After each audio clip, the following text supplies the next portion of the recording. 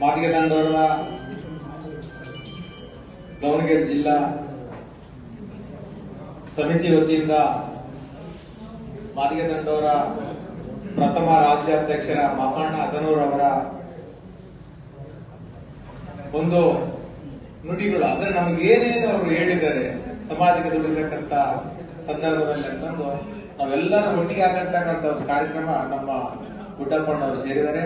ಈ ಒಂದು ಕಾರ್ಯಕ್ರಮದ ಸಾನ್ನಿಧ್ಯ ವಹಿಸಿರ್ತಕ್ಕಂಥ ನಮ್ಮ ಸಮಾಜದ ಶ್ರೀ ಶ್ರೀ ಶ್ರೀ ಮಾದರ ಚೆನ್ನಯ್ಯ ಬಸವಮೂರ್ತಿ ಮಾದರ ಚೆನ್ನಯ್ಯ ಅವರ ಪಾದಕ ನಮಸ್ಕಾರ ಮಾಡಿ ಮತ್ತು ಇಲ್ಲಿ ಕೂತಿರ್ತಕ್ಕಂಥ ವೇದಿಕೆ ಮೇಲೆ ಎಲ್ಲಾ ರಾಜ್ಯ ಅಧ್ಯಕ್ಷರಿಗೆ ಮತ್ತು ಇಲ್ಲಿ ಬಂದಿರತಕ್ಕಂಥ ಎಲ್ಲಾ ಕ್ರಾಂತಿಕಾರಿ ಹೋರಾಟಗಾರರಿಗೆ ಎಲ್ಲರಿಗೆ ಪತ್ರಕರ್ತರಿಗೆ ನಾವು ಒಂದಿಷ್ಟು ನಾನು 2 ಮಾತು ಹೇಳಲಿಕ್ಕೆ ಇಷ್ಟಪಡ್ತೇನೆ.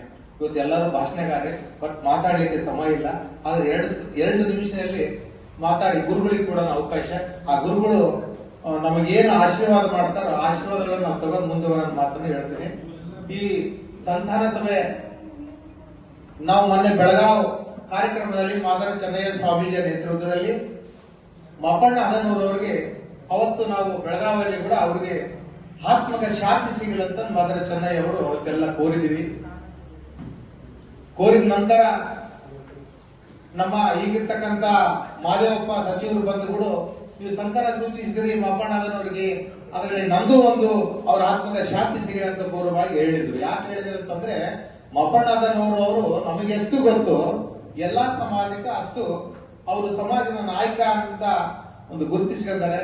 ಅವರು ನಾಯಕರ ತಾವಷ್ಟೇ ಆಗಿಲ್ಲ, ನಮ್ಮಂತ ಸಾಕಷ್ಟು ಹೋರಾಟಗಾರನ ರೂಪಿಸಿ ಬಾಗೋಡ್ ತಿರುಗಾಗಿರ್ಬೋದು, ನಮ್ಮನ್ನಾಗಿರ್ಬೋದು, ನಮ್ಮಂತ ಸಾಕಷ್ಟು ರಾಜ್ಯಾಧ್ಯಕ್ಷರಿಗೆ ಗುರುತಿಸಿ ಸಮಾಜದ ಸೇವೆ ಮಾಡಲಿಕ್ಕೆ ಅವ್ರು ಮಾರ್ಗದರ್ಶನ ಮಾಡಿದ್ದಾರೆ. ಅವ್ರ ಮಾರ್ಗದರ್ಶನದಲ್ಲಿ ನಾವು ಹೋಗ್ತಾ ಇದೀವಿ. ಒಂದು ಹೇಳಿಕ್ಕೆ ಇಷ್ಟಪಡ್ತೇನೆ, ಅವರು ಹತ್ರದಿಂದ ನಾನು ನೋಡಿ ಅವ್ರ ಆಸ್ತಿಗಳನ್ನು ನೋಡಿದೀವಿ. ಈ ಸಮಾಜಕ್ಕೆ ಅವ್ರು ಎಲ್ಲೇ ಮಾತಾಡ್ತಾರೆ ಅಂದ್ರೆ ಯಾರು ನಾವು ಏನ್ ಮಾತಾಡ್ತಿದ್ದೋ ಅವರೆಲ್ಲ ಸುಳ್ಳು. ಆದ್ರೆ ಅವ್ರು ಮಾಡೋದು ಸ್ವಂತ ಒಂದು ಹೈದರಾಬಾದ್ ರೋಡ್ನಲ್ಲಿ ಅವ್ರ 3 ಎಕರೆ ಜಮೀನಿದೆ. ಒಂದೊಂದು ಫ್ಲಾಟ್ ಕನಿಷ್ಠ ದುಡ್ಡಿಗೆ ಬೆಲೆ ಬಾಳಂತದ್ದು ಕೂಡ ಕೊಟ್ಟು ತಗೊಳ್ಳೋದು ಸಮಾಜ ಸೇವೆ ಮಾಡೋದು, ತಗೊಳ್ಳೋದು ಸಮಾಜ ಸೇವೆ ಮಾಡೋದು. ಆ ಸ್ವಲ್ಪ ಏನು ಓದೋದು ಅದ್ರಾಗೆ ಮಕ್ಕಳಿಗೆ ಒಂದು ಹೋಟ್ಲವನ್ನು ಕಟ್ಟಿ ಬಾರ್ಗಳನ್ನ ಮಕ್ಕಳಿಗೆ ಹೆಸರಿನಲ್ಲಿ ಇದು ಮಾಡಿದ್ರು.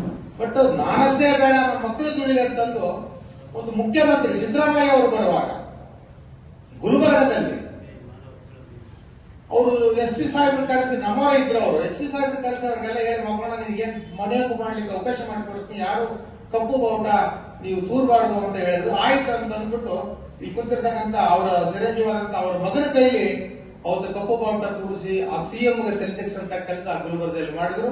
ಅವತ್ತು ಮಾಪಣ್ಣನ ಮಗನಿಗೆ ಒಳಗಾಕಿ ಹೊಡೆದ್ರು. ಒಂದು ಗುಂಡಾ ಹೊಡೆಯಂಗಿಲ್ಲ, ಒಬ್ಬ ದರೋಡಿ ಒಳಗಡೆ ಹೊಡೆಯಂಗಿಲ್ಲ, ಸಮಾಜ ಸೇವಕರಿಗೆ ಆ ರೀತಿ ಹೊಡೆದ್ರು.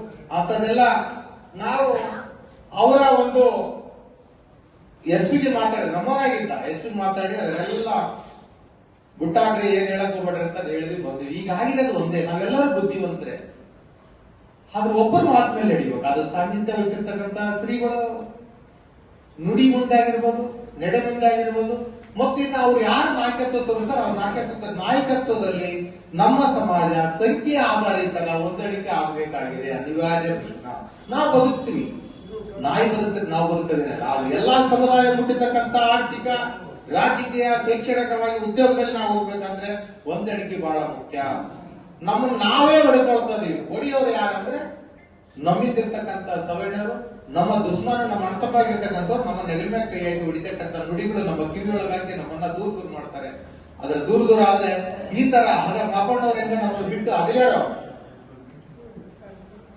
ಆ ರೀತಿ ನಾವು ಆಗಲಿ ಪಂಚಾಯತ್ ಕೊಡೋದಕ್ಕಿಂತ ಒಂದಾಗಿ ಎಲ್ಲಿವರೆಗೆ ನಾವು ಗಟ್ಟಿಯಾಗಿರ್ತೀವಿ, ಉಸಿರಾಗಿ ಇಲ್ಲಿ ಭೂಮಿ ಮೇಲೆ ಇರ್ತೀವಿ, ಅಲ್ಲಿವರೆಗೆ ಒಂದಾಗಿ ಹೋರಾಟ ಮಾಡೋಣ.